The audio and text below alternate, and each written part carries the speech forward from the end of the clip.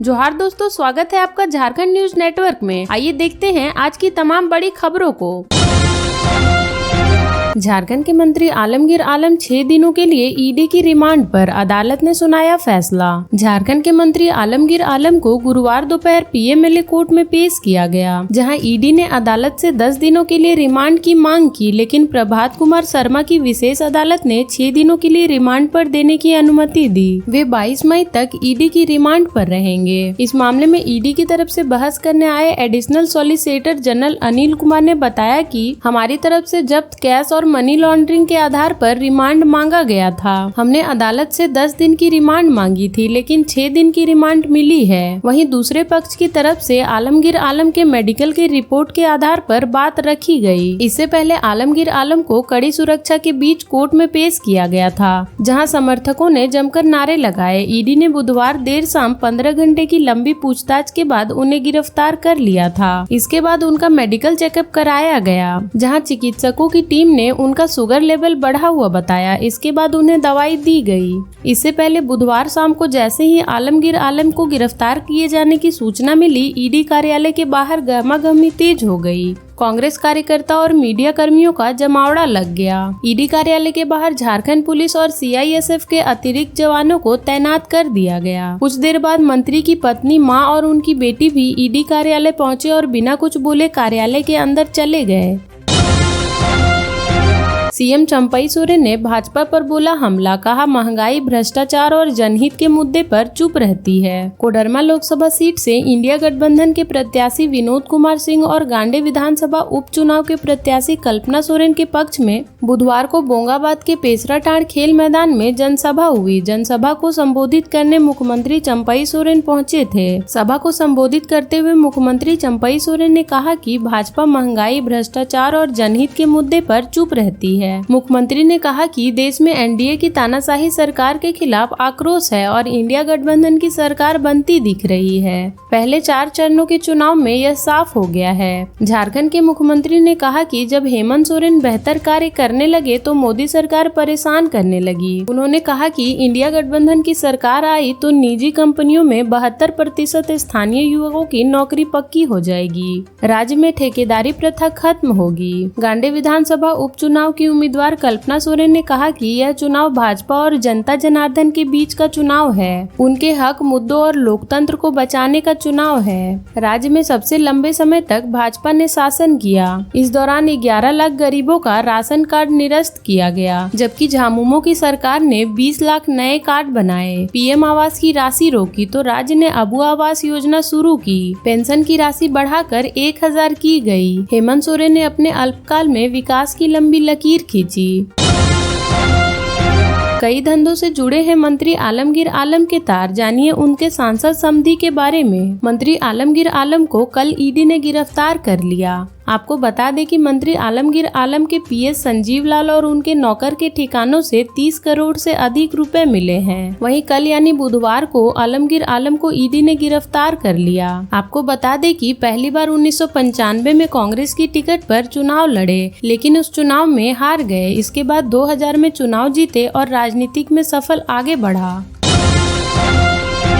Improvement परीक्षा में शामिल होने के लिए अब नहीं करना पड़ेगा साल भर इंतजार, जैक ने शुरू की तैयारी। झारखंड एकेडमिक काउंसिल ने इस वर्ष से इम्प्रूवमेंट परीक्षा की प्रक्रिया में बदलाव कर दिया है। वर्ष 2024 में मैट्रिक, इंटर की वार्षिक परीक्षा पास कर चुके जो विद्यार्थी अपने अंक से संतुष्ट नहीं है, वे इम्प्रूवमेंट परीक्षा इसी साल दे सकते हैं। इससे पहले तक मैट्रिक, इंटर के विद्यार्थियों को इम्प्रूवमेंट परीक्षा के लिए 1 साल का इंतजार करना पड़ता था। इम्प्रूवमेंट परीक्षा में वही विद्यार्थी शामिल हो सकते हैं जो मैट्रिक, इंटर की वार्षिक परीक्षा में उत्तीर्ण हो। इस परीक्षा में शामिल होने के लिए विषय की बाध्यता नहीं है। विद्यार्थी चाहे तो सभी विषयों या फिर जिस विषय से संतुष्ट नहीं है उसकी परीक्षा दे सकते हैं। इम्प्रूवमेंट परीक्षा की प्रक्रिया में बदलाव से उन विद्यार्थियों को लाभ होगा जो मेडिकल, इंजीनियरिंग या फिर प्रतियोगिता परीक्षा में शामिल हुए हैं, जिसमें 12th में निश्चित अंक प्राप्त करने की बाध्यता है। विद्यार्थी को अगर प्रावधान के अनुरूप अंक प्राप्त नहीं हुआ तो उनका 1 साल बेकार नहीं जाएगा। विभिन्न पार्टियों के दर्जनों कार्यकर्ता ने सांसद के सामने थामा भाजपा का दामन। शहर के कालीमंडा रोड स्थित भाजपा कार्यालय में सांसद डॉक्टर निशिकांत दुबे के सामने अनुसूचित जाति, जनजाति, पिछड़े वर्ग के दर्जनों युवा ने अन्य पार्टी छोड़कर भाजपा का दामन थामा। उन सभी का सांसद ने अंग वस्त्र पहनाकर पार्टी में स्वागत किया। मौके पर सांसद ने सभी को चुनाव में भाजपा की जीत सुनिश्चित करने को लेकर काम करने की बात कही। उन्होंने कहा कि नरेंद्र मोदी के लक्ष्य को पूरा करने के लिए हम सभी को काम करना होगा।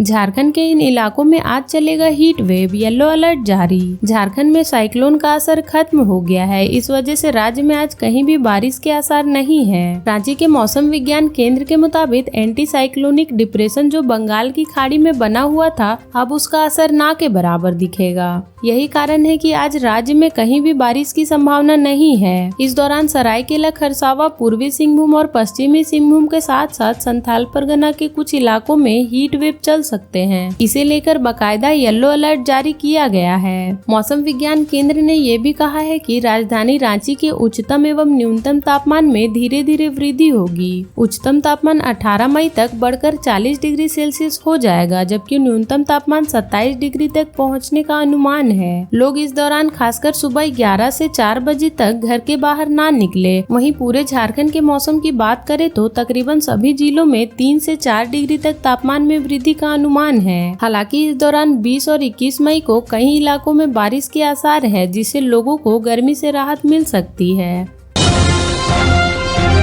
चलती ट्रेन से उतरने में महिला घायल। कामाख्या रांची एक्सप्रेस के धनबाद स्टेशन से खुलने के बाद एक महिला चलती ट्रेन से उतरने के क्रम में घायल हो गई। आरपीएफ उप निरीक्षक मनीषा कुमारी मौके पर पहुंची तो देखा कि महिला चोटिल हुई है तथा चल नहीं पा रही है। महिला ने बताया कि उसका नाम गीता देवी है और वह गांधी रोड पुराना बाजार की रहने वाली है। वह सिलीगुड़ी से धनबाद आ रही थी। ट्रेन के खुलने पर पता चला कि गाड़ी धनबाद से खुल रही है। जबरदस्ती में गाड़ी से उतरने लगी, तभी पैर घूम गया।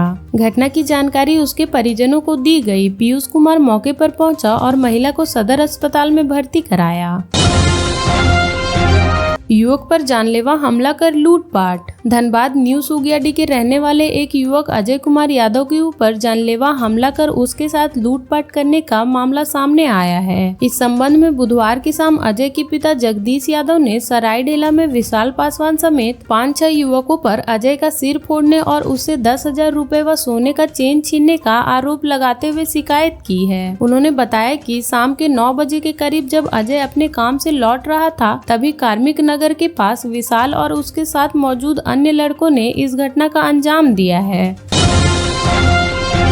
टाउन 1 व 2 फीडर में बिजली लोड बांटा गया। क्षमता से ज्यादा लोड रहने के कारण शहरी क्षेत्र में लोड शेडिंग के साथ साथ ट्रिपिंग की समस्या हो रही थी, जिससे बिजली आपूर्ति बाधित हो रही थी। इस समस्या के समाधान के लिए JSVNL ने एक अतिरिक्त ट्रांसफार्मर लगाया। Giridih bus stand power sub station में कार्य का संचालन किए जाने के कारण बुधवार को लगभग 6 घंटे का लोड शेडिंग रही। इसके अलावा ट्रिपिंग की भी समस्या बनी रही, जिससे लोग परेशान रहे। इसके कारण बक्सीडी रोड, भंडारी डी, मोहनपुर, ऑफिसर्स कॉलोनी आदि मोहल्ले में दिन भर बिजली का आना जाना जारी रहा। JSVNL के कनीय अभियंता अमित कुमार ने बताया कि 10 MVA का एक अतिरिक्त ट्रांसफार्मर लगाया गया है। इसके बगल में डीप बोरिंग कर अर्थिंग से जोड़ने का कार्य चल रहा है। इसके कारण बुधवार को बिजली आपूर्ति में कठिनाइयां हुई, लेकिन अब ट्रांसफार्मर के स्थापित हो जाने से टाउन 1, टाउन 2 फीडर में बिजली का लोड बांट दिया जाएगा। लोड के बढ़ने से ट्रिपिंग और लोड शेडिंग की समस्या से फीडरों के उपभोक्ताओं को राहत मिलेगी।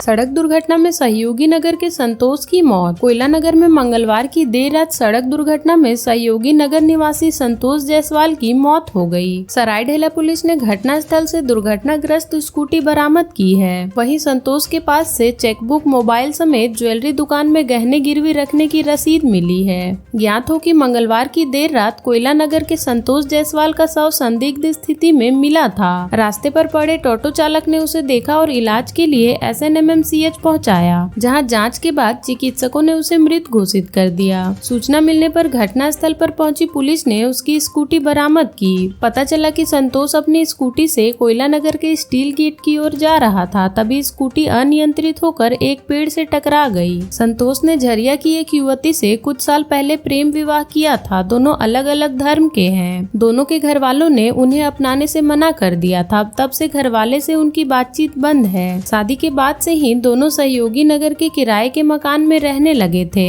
बुधवार को संतोष की मौत की सूचना परिजनों को दी गई, लेकिन वहां कोई नहीं पहुंचा, जबकि पत्नी एसएनएमसीएच में फर्द बयान देने के लिए सुबह से शाम तक बैठी रही। संतोष के परिजनों के नहीं पहुंचने पर पुलिस ने फर्द बयान देने व पोस्टमार्टम कराने से मना कर दिया। झारखंड के ऐसे ही छोटी बड़ी खबरों से जुड़े रहने के लिए चैनल को सब्सक्राइब कर लें और बेल आइकन प्रेस कर लें ताकि हर वीडियो का नोटिफिकेशन आपके फोन पे चला जाए।